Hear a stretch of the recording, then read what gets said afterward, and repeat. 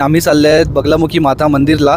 उज्जैनच्या हॉटेलमधून आम्ही सकाळी 10 वाजता चेकआउट केलं होतं आणि तिकडून ॲप्रॉक्स आम्हाला 100 किलोमीटरचा डिस्टन्स बगलामुखी माता मंदिरचा.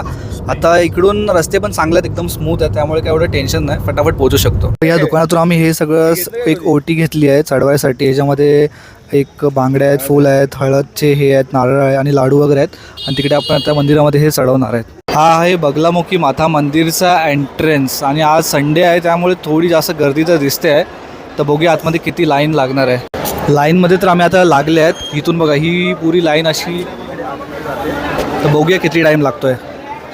दर्शन करून आम्ही आता बाहेर आले. एकदम 5 मिनिटाचं दर्शन झालं आमचं आणि आता आम्ही निघतोय घरासाठी मुंबई. तर आता आम्ही थांबले आहे पेट्रोलची टाकी फुल करायसाठी, कारण समोरच आहे दिल्ली मुंबई एक्सप्रेस वे. कारण तो खूप मोठा एक्सप्रेस वे आहे, तर तिकडे आपल्याला काय भेटणार नाही आहे. आणि जाताना आम्ही नाशिक हायवेने गेले होते पण तो रोड खूप खराब होता. मग आता आम्ही मुंबईला जाताना आता दिल्ली मुंबई गुजरातवाला रोड घेतला आहे, कारण तो रोड मस्त स्मूथ पण आहे आणि थोडा किलोमीटर जास्त आहे पण रोड एकदम मस्त आहे. हा Delhi Mumbai express way total 240 kilometre long आहे.